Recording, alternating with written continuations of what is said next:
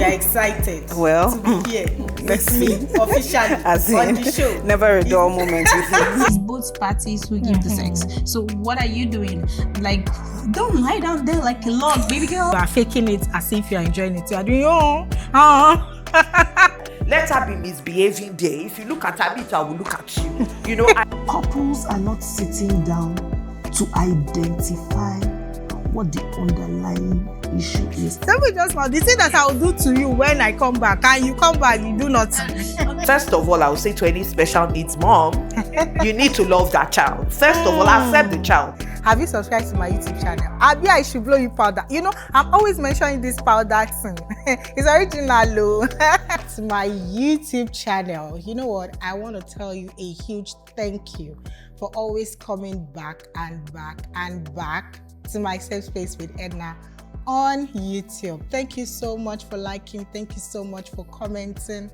I am your Winnipeg host with the most, and the show is My Safe Space with Edna, where we learn everything educational, everything inspiring, and everything sensational. Like I told you in the previous episodes, we are having group discussion. So yes, I have guests in the house, and yes, again, I have two amazing guests in the house. But before you meet them, have you subscribed to my YouTube channel? Why do I have to keep repeating this every time? Subscribe now. Subscribe. Help me grow. But apart from that, I'm sure that you are enjoying this. So please click the subscribe button and like, share, follow, share with your friends, your families, your frenemies.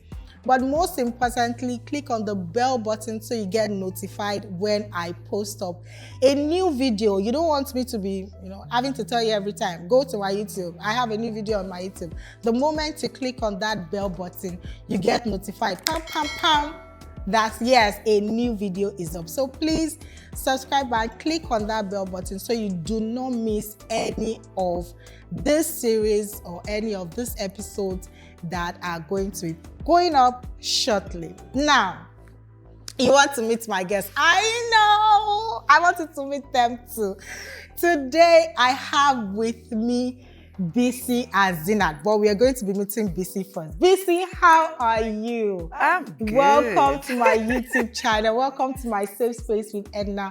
Bisi is a mom. Bisi is a wife. Bisi is a career woman who is navigating this Canadian life with grace, making lemonades out of her lemons.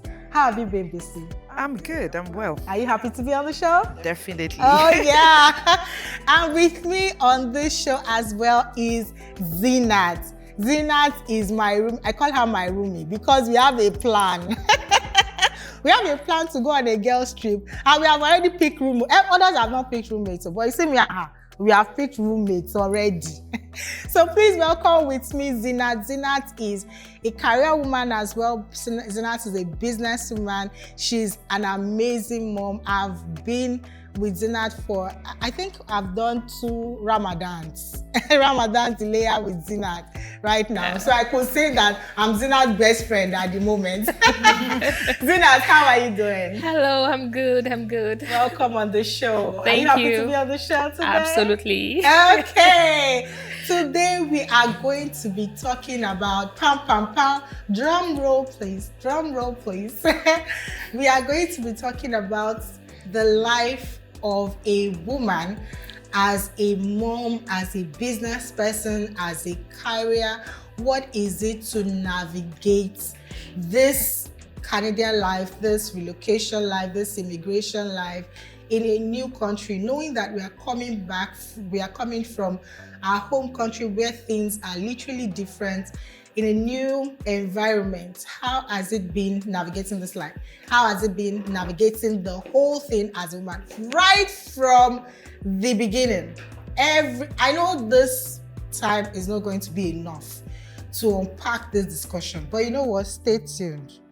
You will learn something very vital. So let's go right into the discussion. Bisi, I'm going to be starting with you. How are you feeling? I'm good. I'm good. So I want to ask you, my first question for you, can you tell us about your journey, right, as a woman navigating the Canadian life? I mean, I know that we have a lot of things to talk about, but let's start with the introduction. How has it been for you navigating the Canadian life? Okay, to be honest, it has been tough because I came to Canada with 2 kids, and where I'm coming from, I was a mom that basically just used to mother. I never used to do any domestic thing at all. In fact, I can say for a fact my kids ate my meal, my first cooking in Canada, and my children came at age 8 and age 6. So you can imagine, I didn't used to do anything domestic, and all of a sudden I have to be the cook, I have to be the cleaner, I have to be the mom. So it has been challenging, it has been interesting, and it's still a journey I'm on. I'm still trying to figure it out, but every day is a new day. Whatever the day brings, you take it with grace and look at how to roll with it. So yeah, it's been a very interesting journey, I would say. Fantastic. To you, Zeenat, how has it been navigating? For how long have you been in Canada? And so far, how has it been navigating? I've been in Canada for a little over 5 years, and it's been a while. How's it real?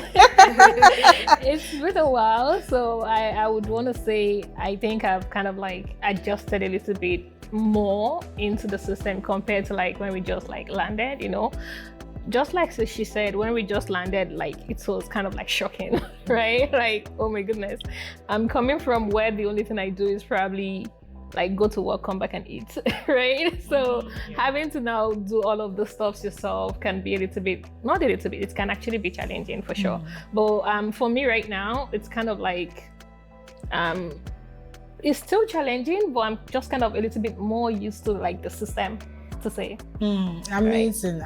Yeah. I'm going to come back to you, Bisi. We were having some pre-discussion.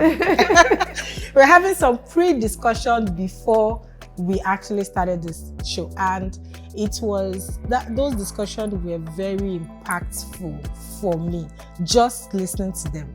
So we are going to unpack that right away. As a special needs mom, now, you're going to tell us what special needs is.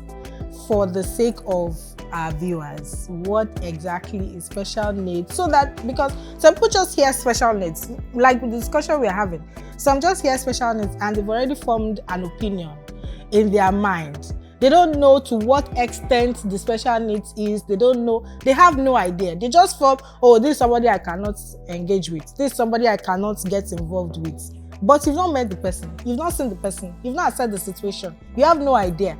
Just the name alone is causing a kind of stereotype, right? So you're going to first tell us what it is, what is special needs, and then you're going to navigate with us how a day in your life how has it been, what a day in your life as a special needs mom is, all the experiences and challenges. The floor is yours. Okay, so what would I say special needs is? I think for me, everybody has special needs. However, it's the degree of what, your special needs is. I say for myself, I wasn't diagnosed. I say I'm dyslexic because I still have problems with spellings and problem with numbers, but I have been able to cope with it over time, probably because I grew up in Nigeria and I got beaten and olodo. I found a coping mechanism. However, there are people that are born with unique abilities that we know that there's something wrong. They're not typical. Like my daughter is a unique child born with Down syndrome. So, it has futures. Once you see her, you know that there's something, because, you say there's something not like me in this child. And, probably the way she talks, her ears are smaller, her head is a bit smaller, the way she speaks. So, and there are numerous special needs. So it's just the degree. It's just somebody that has something else that you don't have. It could be a lips, it could be anything. It's, it doesn't have to be anything big. However, it is the degree that it is, and how some people is how they have coped with it. Like I say, I tell people that I know for a fact I'm dyslexic, but I have learned to cope with it over years because of where we grew up. And there are people that are in their adult years that it is in their adult years that they realize, that there is something wrong, because maybe awareness, they are now able to say, put the clues together and say, there's this thing there is wrong with me, but you don't know. And I find that kind of shocking the first time I realized, because I was meeting with a client and then he goes, oh, he was diagnosed with ADHD, and this person is well over 30, and I'm like, so how long have you been diagnosed? And it was a year ago, and I'm like, hello, is that not something that they should have known since you were a little child, and you were just he said, yeah, so you just started taking medications and stuff for that, right? Last year, a year ago. And I'm like, interesting. That's actually interesting to know. Like me, I'm self-diagnosed. It's just because I have read enough to say, oh, these You've are done the your things research. these are the things, I remember I'm a lawyer by profession, and I remember all through my educational years, when I read, I have to specially learn the spellings of words. I will read and learn the spellings. I will read and learn the spellings. That's how I passed. Maybe I'm reading something. After reading, I understand it. I'll now take my hand and actually cram the spellings, because I don't know the spellings. And you can imagine doing that all through secondary school, primary school, secondary school, law school, university. So sometimes I pat myself on the back and say, you're a very smart girl, you did well, Yeah. But and now I walk and I do, I've just learned to get by. But now, people are more aware. They will take that child for testing, they will test them and all that. If I wanted to get tested, I'm sure I could, but I don't see the point, because I've learned to cope with it. So that's what special needs. And to your other question, life as a special needs mom. In Nigeria, it was different. I have two experiences. The Nigerian experience is, Nigeria is a place where if you have the finances, you get the support, and it's readily available if you can afford it. So Nigeria, thank God, myself and my spouse, we're doing okay to get that support. But here, you are the caregiver, you are the everything. It has been very good, I would say. I don't know. She herself had to grow up. We had to grow up. We had to learn to be more trusting of her, realizing that she can do much more than we were letting her do. So when she came, she couldn't brush her teeth herself. Now You know what? Let's backtrack a bit. How did you feel when you actually gave birth to her in the first instance? What was your experience like? Because for some mothers, when they give birth to their child and find out that this child has a challenge, some are disappointed, some are, I don't have a choice, take it by faith. Some become going from one religious outlet to the other looking for a miracle. What was it like first? Because now she's grown. Now I'm sure she's independent to a certain level. But at first, for you, what was your experience, your emotions, when you first discovered that my baby has a challenge? Okay, so I think I discovered when she was about 3 hours born. Wow. So for the first few hours, I was like, wow. Because, so I had this mother's instincts. All through my pregnancy, I felt something was wrong. I didn't know what it was. I went to doctors, I said, check, scan, and everybody kept saying, oh, she's fine, the baby is good. But something deep down kept telling me something is wrong. So when I gave birth to her, and 3 hours later, they said, this is it. I said, this is the feeling I've had. And to be honest, maybe for the next 4 hours, I cried. I called her dad because he wasn't there. I called my mom and I told them. And then, honestly, I just said, you know what? I have to do what I have to do. What is the next step? And they said, you know what? She has a hole in her heart. She needs to have open heart surgery. She's not going to eat properly. You need to feed her through using syringes and special diet. And I was like, you know what? Just tell me what I need to do and I will do it. I'm that kind of person. This girl, I think I just said, God will not give me what I can handle. And I sent an email to work and I said, look, this is what has happened. I need more time. And beautifully, my employers of that time were like, take all the time, we'll still pay you. So I was like, okay.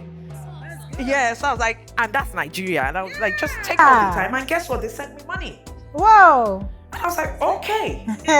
You know? I beg. Was like, okay. Please, So I at was this like, junction, if you're in Nigeria, come and sign up for that organization. Funny enough, the bank has gone under now. But yeah, so they sent me money. And I was like, okay, nice organization. And I was like, okay, this is a child of grace. And I just started, and as I said to my sisters later, I said, during those 6 months, I was a robot. Because I would wake up in the morning, I will drive her to the hospital, I will come back with her, I will do everything. And 6 months, like 7 months later, when I went back to the same country, I couldn't drive. Because I realized that I was going and coming, but I wasn't conscious. So when I was settled, I couldn't do that driving, because it was now the real me doing the driving, not the Bisi that was scared, the unconscious me that was just doing everything I needed to do. This is me taking a syringe to feed a child. So I'll open her mouth because she couldn't suck. It's because of the hole. So I will feed her. I'll feed her because she had to add weight before they could do any surgery. So it was just nobody can understand this unless you've lived it. It's very traumatic, and I could see fear in my sister's eyes and in my mom's eyes. They were afraid that hope this girl will not pass and all that. But you know, after everything, she did the surgery, she was fine, and I was like, okay, what are the next things? A lot of research. What do we need to do for this girl to thrive? I think that was my outlook to it. This girl, you will thrive. This girl. Then I will go online, I'll look at videos of people that had the same conditions, that are doing well, that are thriving, and I'm like, yes, that's gonna be the kind of child I want for my, I wasn't seeing anything negative. I blocked myself out of it. And even when, with time, when I meet moms with children of the same condition, I will encourage them that you do this, start on time. They say early intervention is what does it. So I started everything. I keep telling people, my daughter started speech therapy at 6 months. I'm sure I just kept pushing her. She started speech therapy. She started physiotherapy at 6 months. Just pushing her to ensure that that was my outlook to it. I was like, you know what, God cannot give you this that you can't handle. And I must use this medium. My family, my husband's family, whoa, the support was out of this world. I think that was what did it. That was what kept me. If I had this resolve, and maybe my husband's family was like, moto lobby, kinikon. I married late. My father-in-law, he's late now. He loved my child. In fact, he you could see that she was the preferred one. Even till now, she's the preferred one. Everything is for. Once I say Omorire wants this, you see them. So so that's I think changed everything. The love even changed it for her, because that is what will make her thrive. Yeah. So first of all, I would say to any special needs mom, you need to love that child. First of all, accept the child. I think another thing I did, I never hid my child. I used to take her out in Nigeria. Let her be misbehaving there. If you look at her, I will look at you. I had that look that this girl, I will not hide her in the house. I tell people openly about you. Nigerians are very close-lipped about things like this. Once I meet you, if you meet me maybe like 1 hour, I will tell you I have a special needs daughter. I will let you know. Yes. I'm very proud of it. I take her to church. I take her everywhere I go. So everybody that knows me knows my daughter, basically. I wasn't hiding her. So I think that as well, maybe it was a coping mechanism for me too, as well, to say, look, this is part of you. There's nothing you can do about it. So I used to take her out, introduce her to everybody. When she's babbling, when she's misbehaving, I will apologize and say, she doesn't talk much. And of course, Nigeria, people start accepting her. My friends started treating her well. So I think the journey has been, sometimes things happen and I'm like, I don't know what to do. I go online, go and check. There must be somebody on. Sometimes nowadays I ask ChatGPT. What, this is the, there must be somebody in this world, that has gone through Yes, this, yes. and little by little we learn, little by little, I've been navigating that journey. It's a beautiful journey, because once you see the rewards start getting out, you smile, the first words was beautiful when she started walking. So each milestone, and that's another, each milestone for a special needs child, if you see the joy, that comes with it, you'll be like, wow. In fact, there was one day my husband asked my daughter that, will you eat Weetabix? And she said, of course. If you say the way two of us look at each other like, see the way she said it. See the way, we're celebrating that, she's not articulate. Her words are coming out, So we celebrate it, and she will see that you are celebrating something, and she is willing to do more. That's basically what it is. So awesome. So, yeah. I mean, from your discussion, I could sense it that she feels loved, not just by her immediate family, by the extended family as well. And having such support system, strong support system, would enable her flourish. Yeah. Because even people who do not have this kind of situations, just belittling them or bringing them down with words of mouth goes a long way in discouraging them and getting them depressed. How much more somebody that needs all the encouragement in the world. So honestly, you are doing an amazing job. We are going to come back. That's awesome. We are going to come back to you, but Zeenat, I want you to share about your life as a business person. As a mom and a business person. Now, did you start, I know you're into business, right? Yeah. And you're going to tell us a bit about that. But then, did you start business before you started having kids? Did the business originate as a single person? Or you started going into entrepreneurship after you started having kids? How have you been able to balance having kids and business? Because business it's not for the faint. business and you're still inside that discussion, you're still going to give us a comparison of what business had been back home and what business is here. How are you able to break into the market? I know I'm giving you a lot of assignments. I know. I hope you can remember, but I can break it down for you anytime. Sure. Another thing, I'm going to come back to that one, so that I don't make it too cumbersome for you. But how have you been able to break into the Canadian market, into the Winnipeg market, knowing that what you used to do from home might be easy, but then a new space entirely? How has it been for you? So yes. Yeah, so thank you for that question. For me, I would say business is kind of like in the blood. It's something I enjoy to do, because I would say I come from a family of business women. Like, if we don't do business, there's this kind of fulfillment that's in business for females from my generation, right? Like, starting from my grandma. My aunt, she works with the federal government, the FIRS still till date, but she has her own very big business. My aunts, my mom, my grandma owns 3 markets in Anjorin Market at Papa. Wow. So doing business is something that is, and I've been following them to the market since I was 2 years old. So business is kind of it's something that I'm used to, right? It's I sleep business, I talk business. It's something I really understand. I really, really have passion for being an entrepreneur. And I kind of feel that's what kind of inspired me going into business, because the kind of fulfillment I get from my business, I don't get it from my job. Even though my job is kind of the kind of job I'm doing right now is still kind of entrepreneurship related. I'm a life insurance agent. I'm a self-employed. I'm self-contracted.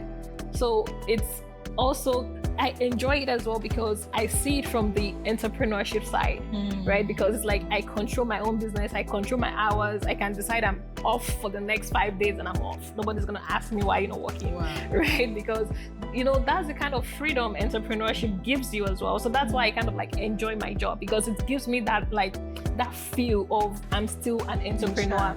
And the way we work as well, I've learned a lot of things from my job that I'm also able to incorporate into my business. But when we are talking about business in Nigeria, like you said, I feel like business in Nigeria is a lot more easier, because if you're doing business in Nigeria, to be fair, it's either you rent a shop in a market or in a street, an open street. You stock up your shop, and people like passerbys, they're like, oh, you know, and before you know, if you have a good price, they come in, they're like, before you know, like word of mouth would advertise you. When they get home, they'll be like, Yarisi, Shetiri, shop, see, lady, go, she's saying street in there, me low, 50 naira, I don't tell the woman, 70 naira, I don't tell her, I'm back. So they start bringing customers for you. You don't really have to do too much when it comes to like marketing and stuff. And that's like my biggest challenge doing business in Canada. Because doing business in Canada, and I would say a mistake I made when I just started, right? Doing business in Canada, like when I just started, I started with the mentality of the idea I'm coming from from Nigeria. I just have to stock up and then, you know, posts on my status and stuff. But it really does not work that way here. Here in Canada, you really need to like have a budget for marketing.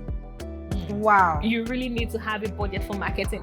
Either you want to go Facebook marketing, Instagram, you want to pay Uncle Mark to run your ads for you. Wow. Or you want to go brand influencing, like, okay, Omoni Oboli is in Ontario, I'm in Canada, let her do this for me. People, you know, people would see a page, and you know, the people have been saying I post my best is in Canada and this, so they know this person is in Canada. Yes. So she can, you know, influence for you. Or all these upcoming TikTokers, Shine Ladies Group, can you go, like visibility. Yes, visibility. Like here in Canada, visibility is a big deal for your business as a business owner that wants to grow. And also depending on the kind of business, some business might not need as much visibility as some other type of business. But I mean, food business, I mean, everybody eats, right? If you have a good budget, good price, people would patronize you. If your food is sweet, you understand? leave the price first. If the food is sweet, right? People would patronize you. But when it comes to business, like when we now start going into the fashion industry, we are talking jewelry, wears, kiddies wears, adult wears, footwears, bags, like people will be like, inside this code where Taibo landlord, you know, party me no landlord, my hair in the kule. You understand? So breaking into the market is kind of hard, because now when it comes to sustaining your business, you need return customers. You don't just need people that will come buy one and then they don't need any other thing until like 3, 4, 5 months before they come back and like they want to come and pick one. Some don't even come back until a year after. You see, so that really doesn't like keep you in business per se. So if you really want to be in business and maintain your business in Canada, you really have to like budget a lot for your marketing, depending on your niche as well, and your where you're focused on your business niche as well. So yeah, that would be it for me. I mean, marketing is still something I am figuring out myself as well. So my question for you is, have you ever worked in 9 to 5, as in apart from Canada, while you were back home? Did you work 9 to 5? You were always doing business? Yes. Oh, okay. Like I started doing business from my university days. Like everybody, like there's no hostel that they don't know me in Zeenat. I sell a lot of stuff. Like I make hair, I bake, I sell jewelries, I sell turban. Awesome. Like in school, I'm a really big girl. Seriously, because honestly, and you know, I use guys to do yanga, because what do you want to give me? Even as a student, like I have money, I have my own money. You understand? So because I do business, like I sell Zobo, I do a lot of things. I go to different hostel, private hostel, public hostel. I enter everywhere. All those ladies at the hostels, what do we call them again? I've forgotten their name. Anyway, is it the people that do work for people? No. Those people that watches, that people that are coming into the Potters. hostel. Potters. Thank you. Potters. All those Portals, they know me. When I get there, I buy them like a Sarah. I'll buy them $100 recharge card. They allow me enter. I carry my Ghana must go. Bribery and corruption. Wow. My life is the opposite. I've never done business. I cannot turn. Well, I will do deals because I'm a lawyer, but I've always worked in the bank, financial institutions. wow. So I'll do deals. I'll do 1 or 2 deals that, bring money quickly, do some documents, sharp deals. Yes. But that I have, and maybe they say perfume oil is booming. I travel, I'll You buy, back. do sell it for my colleague in the bank. But I've never been able to, maybe because I would say maybe I'm bored or I don't know or something. I've never been able to say I'm doing business. That's one thing about business. I tell people, like, you have to have passion Yes, for it. It doesn't just come. Yeah. You need to have passion for it. You need to have tenacity, like the grit, because business will It will will shake wind you. Yes. But don't panic. Honestly, like, It will wind you. I Don't tell panic. people that when we are talking about depression, there is something called business depression. In case you don't know, because some business owners, like some people that just go into business without like fully understanding how much it's gonna take them, when it begins to toll on them, they get depressed, and they don't know that the actual cause of that depression is the business. Some may know, some might not know, but it's a real thing. It's a real thing because it's business requires a lot. You need to have the passion for it. I have a friend that keep asking me, Zeenat, how come you are always going back to doing business? Because if I were you, I would have given up. I'm like, nah, no way, not me.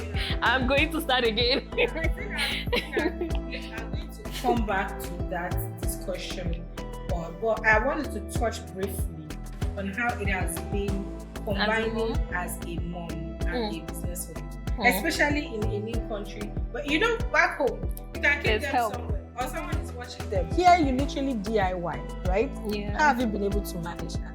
Yeah, it's a little bit challenging. Like sometimes I do most of my stuff, like if it has to be like, maybe I want to create content, I want to take product pictures and stuff like that, I kind of do in the midnight. But as my kids grow, like my first son is 10 years old. Now I am teaching them. It's just like the way I was born into business, and I love it. Yeah. So like today, my son will be telling you the difference between a CEO, a CFO, a this and that. Whoa. Because that's what we are talking business. My son will tell me, Mom, handle your business very well because I'm taking over the thing. Right? So now I'm beginning to kind of like, not like shove it down their throat or force it on them, but they are beginning to have that understanding that when mom is doing business, like this is business is work, right? So they have to give me that bit of time. And my first son, honestly, that boy is a blessing. I don't even know what I did. What you did right in this life or to what have been prayer I blessed. said for God to have given that boy to me is like, sometimes I look at him and I'm like, are you just 10 years old? Because like, what? Even me, there was a day I was creating content and I was like so tired. I'm like, oh my goodness, I'm tired. And then he goes, oh, no pain, no gain. I'm like, hello. Awesome. Still is talking. So right now, I would say to some extent, my kids also understand, and because my youngest is 5 and my oldest is 10, so it doesn't disturb. The only person that can like disturb me or interfere right now would be the youngest. And once I have the older one taking care of her, I'm good. So yeah, that's it, like combining business. But if your kids are still small or more, maybe find a daycare or something, because it's not going to be that easy. Yeah. I think just to add to, I think it's basically the same thing for we career people as well, Yeah, I was going to come back. But let me allow you that. Teaching the kids, that when I'm going to work, I'm going to work. I remember during COVID, and I'm in that room doing my work. My kids, you hear my daughter saying, Mommy is at work. Yeah. And she knows not to come. Not to disturb. In fact, when she sees, she doesn't even, once my laptop is opened, the next thing she says, Mommy is at work. Yeah. Wow. Because they know that I'm on that laptop. That laptop is work. And COVID, I don't know how it was in Canada, but COVID in Nigeria was crazy because we didn't have closing time. Wow. We didn't have, we were working 24/7. Anytime the emails come, on it, just trying to ensure. So they know, teaching them that, look, Mommy's working. Yeah. And there's another thing I say, if we don't work, we won't eat. Exactly. I tell my son that, I say, you want this? If Mommy doesn't work, you won't get it. Exactly. So they're able to relate that, you have to work. So now even how will ask me, If I call, how was your day, mommy? How was your day at Exactly, work? right? You know, because she knows I work. So I have been able to explain that to them that, look, mommy is a working person. Mommy has to work. And if I don't work, I won't be able to provide for you. So basically. Yeah, I In do fact, that as well. The question I was going to ask you is what you have rightly answered. So let me go to one major question that has been top of the list in my mind. As a career person, as a mom with special needs, we are still going to talk, you know, I don't want us to focus so much on the special needs, but we're still going to broach on that subject, especially for viewers who have special needs children and really need help navigating that aspect. So as a mom of a special needs child, as a mom with a career, now my question is going to be a bit broad. Number one is, how has it been switching careers? Because you mentioned being a lawyer back home. Yes. And then you come into a new country where you have to require certification, do exam. It's not recognized. You literally have to somehow start again or in the middle. Yes. To be able to get what you want. So how has it been for you navigating that part of switching careers, one? And two is, what support have you gotten? Or what is the major difference in the support system you'd want to describe as regards being a special needs mom and being a career person back home and in Nigeria, right? So financially, therapy-wise, especially with your kids, what support has been the major difference? Okay, so your first question as a special needs mom, career-wise, right? Changing careers. Yes. I think first of all, it has to start with in your head. You have to know. You know, I always talk about this journey, this jackpot journey. It's a beautiful journey, but you yourself, nobody can make that decision for you. You have to make that decision yourself, because if you don't make it yourself, you won't do well in the jackpot. So I think because I had made up my mind that I want to jackpot and I have to do what I had to do. So I had to I had to put down all my legal officer, worked in the bank, I'm doing well, I'm a team lead, I'm a this, I'm a that, I have this. I dropped it all. And I said, okay, you know what? I'm coming here. And I'm coming to start again. Beautifully enough, for the first 8 months, I was still working back in Nigeria. Wow. Yes, so I was still working, I was doing the remote work. So it was easy for me to like transition, you know, kind of get used to the life little by little, although I was working, it's time difference. But it was so, at the point when I said, you know what, it's not working out, this online work, I made that decision myself. It wasn't because of finances that I had to say, I'm dropping Nigeria. It was because I was like, okay, it is time now to drop this and move on. Because if you don't drop this and move on, you won't progress here. Because then in class, I'll be in class, they are calling me for a meeting. I'll run outside, quickly do meeting, come back, send emails, you know, wake up at 2 a.m. My boss will be calling me, I'll wake up at 2 a.m. Yes, ma'am, I'm listening. I'm like, geez. So when I looked at it, I was like, you know, it's time now. And I made that decision myself on my own terms. It's time now to get into the Canada system. And when I was getting into Canada, my own was like, you know what, Bisi, you gotta do what you gotta do. What is the priority for you? And the priority for me was, you are not going home. So I had to do everything I had to do, whatever. Yeah, and I'm like, so I sat down, I was like, what jobs can I relate my legal background with? I don't want to go. And I made up this. Another thing is, from Nigeria, I made the decision that I'm not converting. I'm not going to go back and do conversion exams. So what pathway, what link roles, what jobs can I do with my knowledge as a lawyer? Can I quickly plug into here in Canada that would, you know, get in? And also, I thought of human resources. But even that one, how do you get it? And I said, okay, what's the next best thing? So just being able to be fluid. I think that is what it is. Sit down and tell yourself, what are options A, B, C, D, E, F? What is the worst case scenario? What is this? What is that? And prayerfully, be very flexible. I think that was what I did. I was very flexible. I told my God that whatever, this is where I'm going. And even where I'm going, I still have where I'm going. I'm now, you know, some people plot the line. It's easy for them, 1 step, 2 step. Some people take 1, 2, 3, 4, 5, 6, 7. So I'm on a journey. I have an end goal. I have where I'm going, and is and I'm like, if it may take me 5, 6, 7 steps, but as long as whatever step I'm taking is towards that end goal. Yeah. So I'm flexible, but I won't go. You're not diverting. I'm not gonna go and do a job that is not in line with that goal. No, I won't.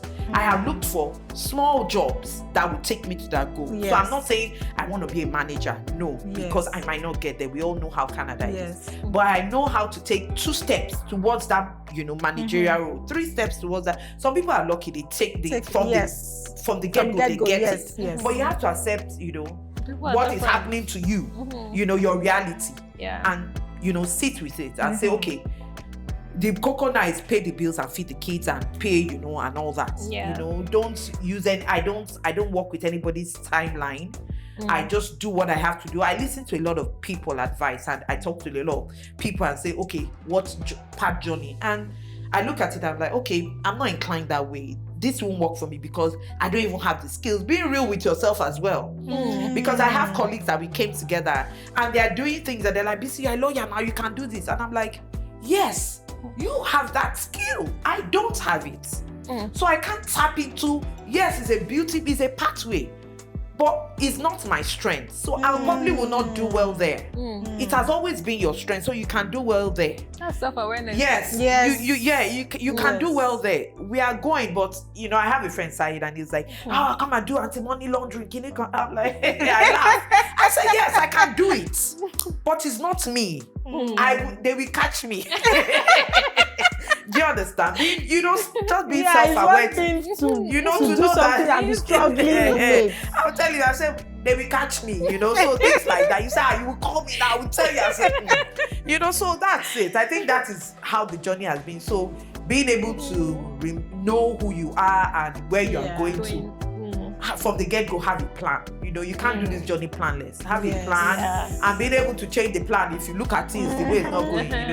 Then as for support system, here, I think knowing what you're chasing. In Nigeria, you have all these supports, and I still tap for my Nigeria resources. So my daughter she does therapy, from Nigeria, online. I take my Nigerian resources. So her therapist that has been with her since she was 3 still talks to her online 3 times a week. Awesome. I would snap, what they are teaching her in school. I would send it to her. I would send her, because we all know the Canada system is a bit, academically she was doing better in Nigeria than here. Yes, because Nigeria, they'll push you. They will push you. They will pressure you. Yes. So they will. So she was doing better because the pressure was there. Here they work out. She didn't feel like she wanted to go on a walk. I'm like, walk about, bro. You don't know this girl. She's lazy. You have to push her. So things like that. So here they leave her. So I'm not having it. I still come back from work, and because thank God of the kind of job I come back from work, I bring a book. Read this book to me, help her with 1 or 2 things and all that. So yes, here, whereas in Nigeria I didn't even used to involve myself with her academics. It didn't concern because I had that therapist coming every day. Is it money it takes? Let her come. I'm not going to be involved. So the therapist, when she finishes school, by the time she's getting home, that therapist is sitting down. Whatever they taught her in school, therapist will continue. So what's more? But now it has to be me because they are not doing it. Therapists can only do 3 times a week. So me, then I also use my son. My son is her younger brother. So I use my son to say, okay, read to your sister. She's reading. Any word she does not know, tell her, things like that. So I rely on that as well, So it's, for me, because he's the younger one, I try my best not to switch the roles. Yes. It's because it's very important. But the truth about it is that ability too, he's older. So I make him know that she's your senior sister. However, I've told him that from young. However, she has this unique ability and we all have to help her.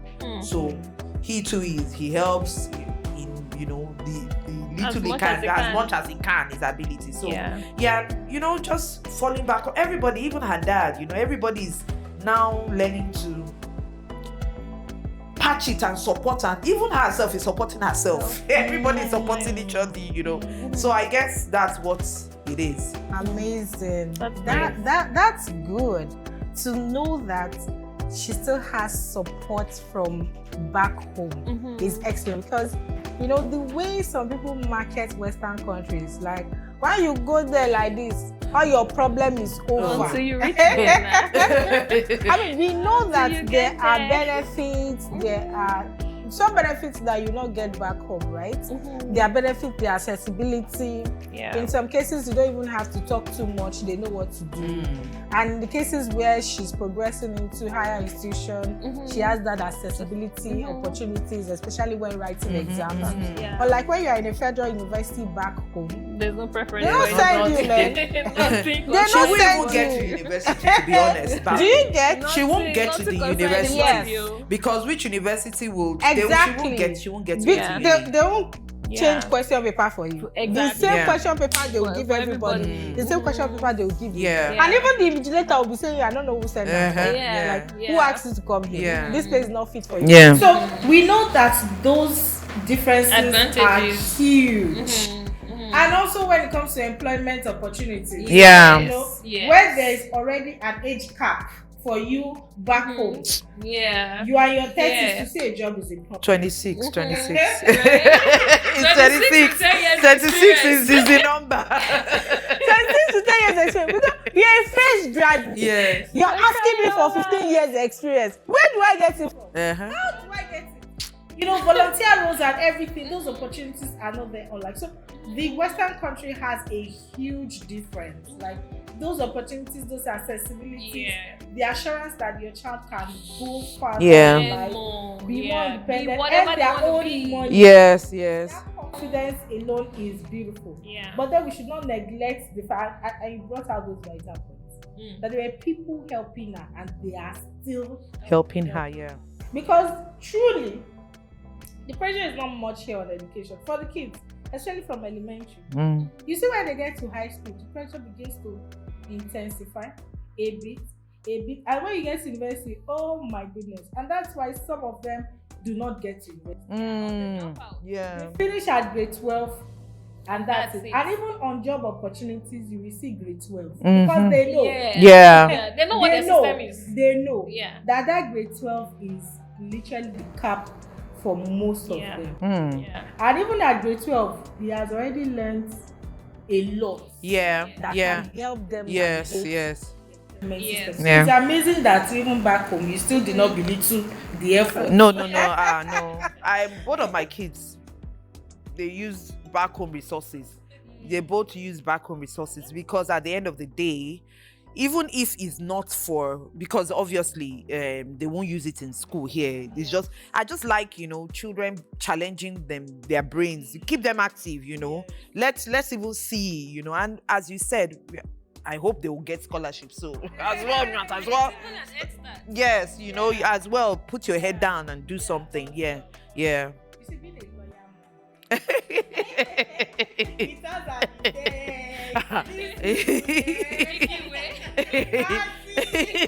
I have lots of lawyer friends and I get scared in there. But you guys cannot intimidate me. Oh. I have lawyer friends back home. I have more lawyer friends here in Winnipeg. Wow. And I'm like, huh? If I'm in their midst, they calm down. They calm down. I'm also a learned colleague. All right, to you, Zeenat. I'll start with a story, right?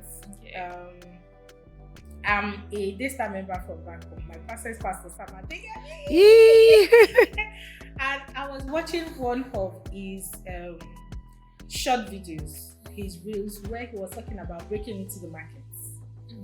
And he mentioned that when the Western world was going to come into Japan and brought coffee, Japanese didn't drink it, they didn't sell because they don't know coffee. What they know is tea. And you are bringing them coffee. What's coffee? What's coffee? Yeah. So the business did not boom. They went back, right? So I'm paraphrasing the So they went back, and then when they brainstormed and thought, what can we do to break into the Japanese Chinese markets? They decided to do sweets, candies in coffee forms. I don't know if you know Kopiko. Okay. Yes. So I'm not promoting any brand. Yeah, I'm not promoting any brand, but there is that coffee candy. I love it. Yes. As in, I might not take so much coffee. My doctor told me, do not take coffee because of your health. Coffee is bad for you. But Kopiko.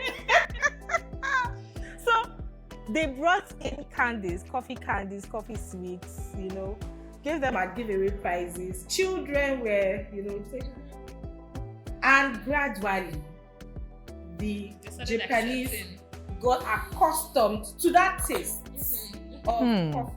Yeah. So they came back with coffee. And boom, it's sold. It's sold. Wow. Now, my question to you is, most of the time, I see Nigerians in business, women in business, doing business still with Nigerians, right? How possible? Because I don't want to mention the other culture, because one thing I learned from that short video was he was talking about breaking the culture, like entering the culture. The culture of Japanese was tea. And you want to introduce them to a new culture that they don't know. There was something you had to do, you know, to enter into that market, right? So most times I don't have physical stuff that I sell. So when these trade fairs go on, I like to engage with those that participated. Like, how was the market? Did you sell? Who did you sell to? My first question is, did any Oyinbo person buy? Which is a valid question. You get, did any Oyinbo person buy? We watch TikTok, we watch Reels, we see them gradually begin to enjoy Nigerian foods. Yeah. So my question is, how do one break into the market with a broader view? Not just because when Nigerians sells, they sell to Nigerians as well. And for some of us, we have mentality of spending money. I don't want to spend. Yeah. I don't want to buy this. I don't We'll want to convert it now. You get How it. much is it in You Nigeria? understand? If One of the ideas that I thought of was, okay, my daughter's teacher is a non-black, she's white. So peradventure, I can give her a dress, a native dress. If she likes it, if she wears it, she likes it, she wears it enough. Other people say, oh, where do you get from? Where do you get from? Probably they go to a trade fair again and they see it, they buy. Yeah. That's the concept I thought of. So how possible is it to break into that market in a broader perspective, not just selling to people of your own color? Yeah. So when it comes into like breaking into a market, honestly, I would say there are different ways of doing that, and again, that would also be dependent on exactly what you're selling, right? I mean, I looked at the just concluded trade fair and I saw this particular vendor that sells where I cannot remember the name. I think I was on a page and I was saying white people trying out the native, like I saw like 4 or 5 different white people, men, women, you know, they bought the kimono. I saw a man in the shorts and I'm like, okay, this is interesting, right? At the trade fair, I mean, for them to have put it on, they probably purchased some, right? So and I'm like, oh, this is beautiful. So that's one thing. Breaking into the market, just like the Japanese story you said, it's either you want to like look for what interests them, right? And then, you know, enter them from that angle. One thing I know with the white is some of them really love to like test. You know, they just want to like know what it's kind. Our culture kind of like seems interesting to them, and they want to like, you know, they're interesting. It's intriguing. They want to know what's going on, what's crying inside that calabash, right? So kind of find, I mean, I've been at a restaurant, I don't want to mention the name, and I see these white people come in, one order jollof rice, and then the one that amazed me the most ordered amala. I'm like, oh, hold up. Did I hear that correctly? Like, I was not eating. I wanted to leave, but I did not leave. I had to sit down, waited until they served that the amala. I watched that, started eating the amala. I'm like, wow. I'm telling, they came in and like they dined in. It wasn't even a takeaway. So when she said amala, I'm like, she did not know what she's ordering. We'll see. And then they sat there and said, I'm not going anywhere again. Exactly. And then she started eating and then woo. And then I went to the store owner because we kind of talk, and I'm like, wow. So these people come. She said, yes. So just like you said that, that's not their first time. They like it. Not their first time. I'm like, interesting. So maybe they came, tested it. It just looks amazing to them, or it looks, what's this? Or it looks disgusting to them. Whatever piqued their interest. At the end of the day, they are there eating it, and now they are coming back and like, interesting. Like for the rice, I'm not too surprised because I have a boss. My boss, like not like boss, but is like a senior manager. Is a Filipino, and he likes our jollof rice, even though it's spicy. So whenever we are doing like, okay, we're ordering lunch for everybody, he just goes jollof rice. Right? It doesn't really take much of the fried rice and other stuff, but you see that jollof rice. The fact that it's spicy kind of interests them. Yeah, right? Yes. It doesn't take pepper, but he still wants it. Even if it's just a spoon or two, he still wants jollof rice. Another thing they like, we are flashy. Yeah. Our colors are bright. So they, they are happy people. They are own that dull. So when they see us, I remember one day I was going to church and I was wearing this flowing, very ugly dress, but it brought this orange Ankara with orange and kili. One had to stop me. She was like, please, I'm sorry. Where did you get your dress? And I was, and I said, it's my traditional dress. Then instantly I remembered we have something in the mall. Yes. So I was like, but you could go to I've never been there, but I know I see a lady in the mall. I said, you could go to St. Vital Mall, and I called the name of the brand. Yes. You'll be able to get something like that there. So she was like, St. Vital. I said, yes. And I remember I was like, this St. Vital person doesn't even know me, but at least I have directed her where she can get that type of dress. Yes. But because of I knew it's because of the color, and it was all in your face and it's summer. So she was like, I want this dress, So that's, and because Nigerians know how to go big, wear the earrings, especially on event days or Sundays. We are flashy people, So they like that, and they want to, imbibe that. These people just look good. They look good, and all that. So they wonder how we, they say like red glasses, like you, they like red glasses. I know my boss, she has not said it, but every day she looks at my eye. I'm like, they're looking at my eye. Now your business, I like calm, we are loud. Right? So even me at work, like despite that we work on Zoom, I'm like, this fashionista is there. Then somebody even calls me Mama Gold. When I go putting on my jewelry, it goes, so where are all those jewelries? Where are all the gold? And you look at yourself like, Amy, and I say to myself, Amy Odele, I'm not hard. I don't know fashion, I'm not hard, but System that go big or go home. Go big or go home. So I'm like, Amy Odele, when you're looking at me, you need to come and see. Yeah, so those kind of things kind of like, catches their attention. And for business owners, those are things you can kind of like incorporate as well, like try to break into their midst, even if you have just a couple white friends, maybe one or two, because that's something I was still talking to my friend about, like jewelries. I just want to get like a few, I have these people already in mind, just wear them, post it on your page and be like, I got it from here, stuff like that, to like get their friends to be like, okay, because when I look at other online platforms that are like white, I'm like, they sell all of these things and they sell to both white and black. So those whites that they sell to, I can sell to them as well, right? So we can like, do that. And also another thing is breaking into the market. Like there's something we call FOMO, and I read the story on someone's platform that there's this company. This is not even a good that they were trying to like, had to like, embrace, but they just kind of like, they had a lot of competitors, right? And they were still trying to break into the market, because some people have this kind of, oh, this person is selling this and this person, I don't want to sell it because too many people are selling it, right? But when it comes to that kind of situation, you can still break into the market. Like, there's something called FOMO, fear of missing out, even when you're just faking it to make it, right? Oh. So there's this say that again.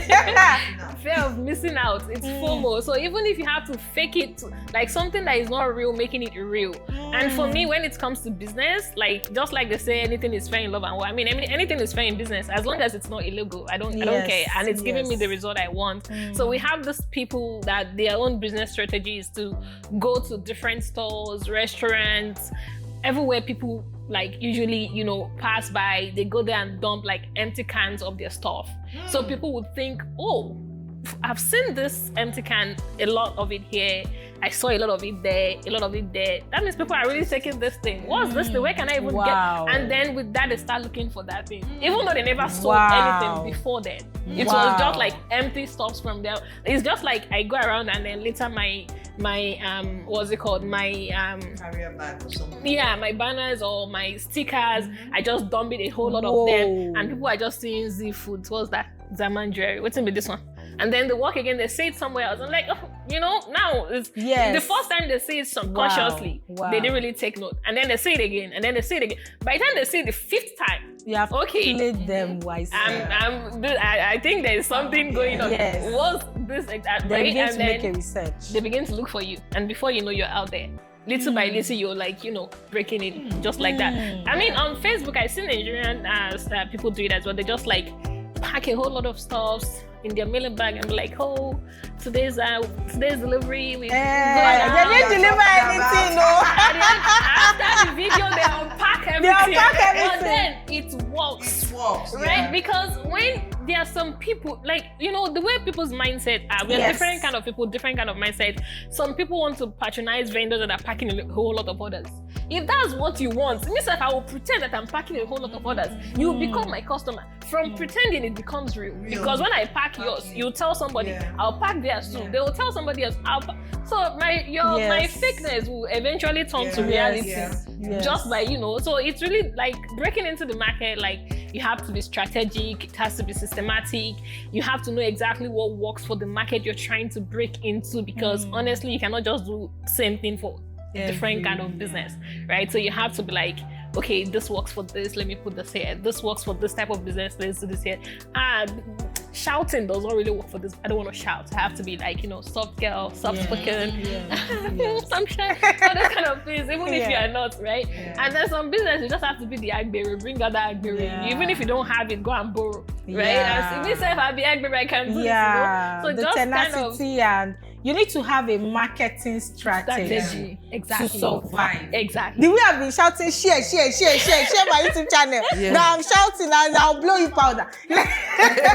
Like, you really have to ignore the noise and just keep, you know, pressing in. You know, at first, when I was, you know, I'm not so big on marketing. People just feel like I know how to market because I know how to talk. I don't know how to do it. Like, I feel that the kind of businesses I do, you literally have to come to me because my results will speak. So one way or the other, you look for me. I don't go. I've always had that luck. Right? So when it comes to having a YouTube and I'm like, check and share in a group, should I post it on this? So they will not feel like my own. So I make post, Joe. Share. I'll blow you pound down, even if nobody answer. I realize that takes a special kind of grace, because for some other people, they get validated when they see people responding to whatever they have posted. I posted this thing. Nobody will say anything. They will not post again. Well, I'll post 100 times, my dear. Even that alone can be another content on its own. Yes. So I screenshot how many comments, how many like. Yes. After spending 5 hours. 3 like comments. Do you get?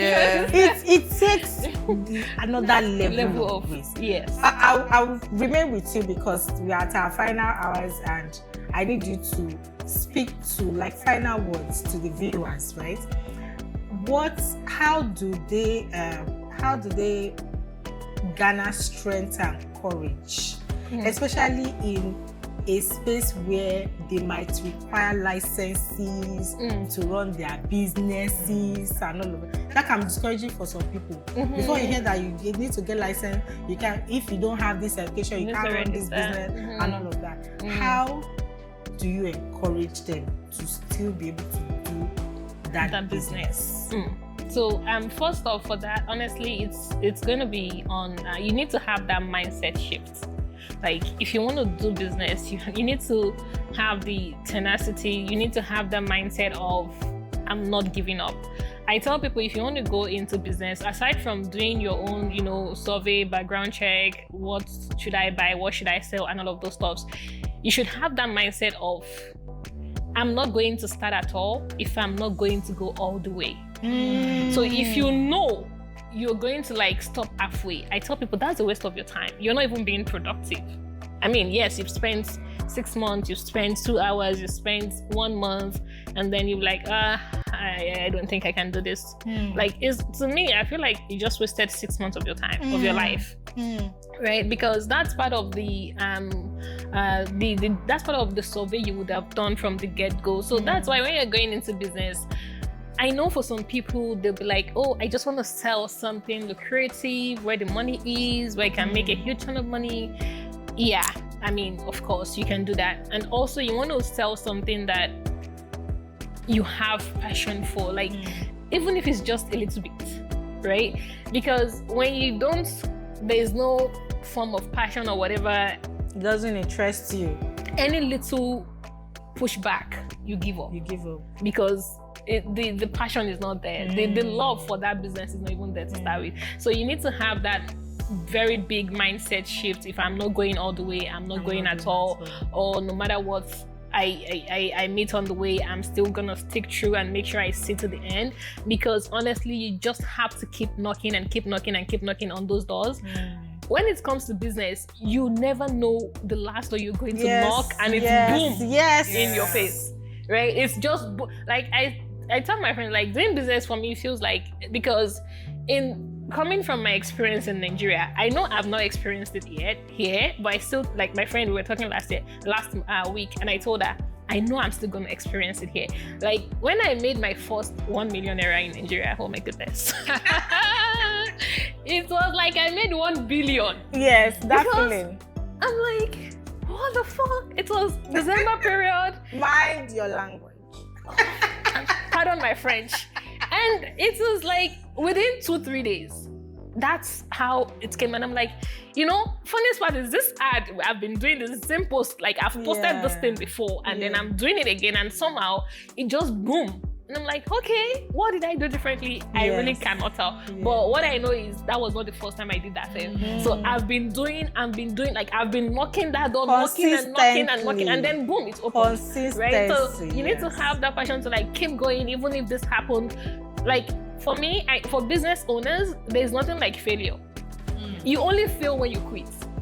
For business owners, the only time you fail as a business owner is when you quit. As long as you keep going, every time you start up, put yourself together again, you're now starting from experience. Because the first time you tried, okay, you learned this, you learned that, you gather them together, you move again. Oops, okay, you learned another thing again, you had it up to what you have. You keep going. So you keep, when you start every time, you're not starting as where you started from initially. There's always an improvement. There's always a growth level. There's always a development to what you had initially when you just started. So you cannot say, oh, I failed. You have not failed. There's nothing like failure in a business owner's dictionary, for real. I tell you, the only time you feel yes, you have failed is when you quit. I'm not doing this again, I'm done. And you've not achieved, because at the end of the day, nobody will know that you've even done this 100 times. What do you have to show that you've done it 100 times? Nothing. Now you've quit. Nobody knows if you've done this or if you've not. So that's not really so you need to have that passion, be able to start it up, go from beginning to the end. And before you start any business, again, you want to understand the market. Do I need licensing? Do I need any type of license? For the license, would I need is it going to require me to write any kind of certification exam? Am I going to pay? How much am I going to pay? You want to understand the market. Okay, so this is going to be too much for me to do, but I'm still interested in doing business. Let me go this way. I think this niche is a little bit easier for me to break into. If I'm able to break into this and I can come back into this, because honestly speaking, some business can be like more time consuming, more demanding, and then the finances, the investment can be a whole lot. I mean, marketing and everything, those things are not cheap, honestly. Like some things you would even need to buy, like ordinary paper bags. Like it's a whole lot. Being a business owner, it's a whole lot. But yeah, you still have to, like, you know, have the passion. And by the time you've been doing it, and you start seeing the result, the fulfillment, like, that comes with it. This is me, this is my business, you know. It's a whole lot of kind of like different kind of experience. I'm not sure you can get it from a 9 to 5. Yeah, you cannot. yeah, That's because that fulfillment, like, this is mine. This bloom. Yeah. I did this. Yeah, oh, good job. You cannot. I mean, of course, if you're like, what's it called? Very comfortable with your 9 to 5, like, stick to that for sure, right? But if you're a business person and fear is holding you back, fear of the unknown. I saw something on TikTok. Somebody posted businesses that cannot thrive in Canada, and then on the list of the businesses they put fashion business. I bookmarked that post. It's still bookmarked. Because I'm like, I will boom. Yes, and I will come back and tell you to this post. I will even enter your DM. Yes, that's you lie. That number 4 that you put on that list, go and remove it. I have evidence to show you. Awesome. That it will bloom. Thank you so much for that. Thank you so much for that. We're going to round up with Bisi. I hope you're going to make it short in 2 minutes. But we have moms or parents, right, who are exasperated about all they needed to do taking care of special needs kids. That's why I said we're coming back to the special needs kids. What do you want to tell them about the strategies to stay patient and consistent, especially when there are behavioral and emotional issues? So in 2 minutes, just go into boom. Like, what strategies, how do they stay patient, how do they stay committed, even facing all of that, facing their career, facing their lives? Because some feel that, I don't have any life anymore. All my life is just taking care of this child. And while some have it hard, some have it difficult. Some have it easy, some have it difficult. What strategies do you think can work? First of all, I would say there are stages. The first few years when the child is being formed, you won't have any life, because you have to put all. It's garbage in, garbage out. Whatever you put in is whatever you get out. So you dedicate that first few years to that child to ensure that what you want for the child, you tell the child, and you show the child, you mentor the child. Love. I think that's the only way for patience, because I won't lie to you, it's tough. But you just have to, because you love that child so much, it makes things a little bit easier. Just knowing that at the end of the day, this is my child. God has given this child to me. And if this God didn't think that I was able to handle this child, He won't give this child to me. I think once you're able to come to terms with that this is a gift from God, and God has given this gift to me, honestly, it is easier for you to handle. And if you look at it critically, honestly, God blesses you. You will see that when you are at that point, when it's like a crossroad, God will come through. Something will happen. Yes. There will be a thing there will be a change. Something will happen. Then, please, don't be afraid to ask for help. Especially for those of us that have come to Canada. There's nobody. In fact, sometimes I'm running late. I ask everybody that can help me. Please, I need this, I need that, I need this, I need that. I'm not comfortable leaving my child with somebody else. So I let her dad, you'll have to learn to deal with the resources you have, So, I let her dad do a lot, you know. I involve him. I involve her 8-year-old brother.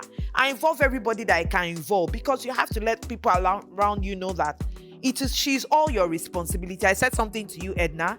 I said, look, we all have to know that if we don't invest in her, she will be a liability to all of us. So you let the people around you know, siblings, family, that if we don't do this child is going to come to all of us at the end of the day. So let's do it now so that it makes it, and it gets easier. The truth is, as the child grows, it gets easier. The child knows you, you know the child, you know how to deal with it. And do your research, read. You are not the only one. You are not the only one.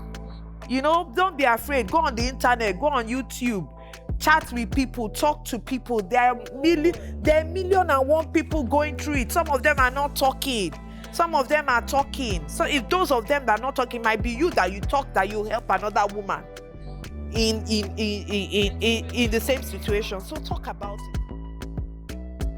Oh, okay. I think that will be the breaking into the market part for me, honestly, because it's something I've actually been, you know, working on and still like trying to figuring out and still like figuring out. So at that point I feel like, okay, like this is not just a me thing, right? So maybe there are a lot of people out there as well that are kind of like trying to still figure this out, so you don't have to feel stuck because you're actually not. So yeah, that was it for me. One thing I want to say is I'm very excited. I love that I was able to make out the time to be here, because that kind of like, you know, kept that fire burning in me. I know I had it in me, but it's kind of like, you know, just like brought it up more. And I'm like, okay, so it looks like you've been relaxing a little bit these days. You need to like, you know, wake up and, you know, get things going for yourself. I can do this. I've got this. Like, yeah. So that was my next gist. Hey, the I'm a boy in me. Hey. Should I talk? Okay, so yeah, the next gist, I would say talk about relationships, married people, and you know, all these men that are married in Nigeria but single in Winnipeg. You understand? So I'm single here, but they are married in family back homes. So I really want to hear. Well, I think I learned a lot.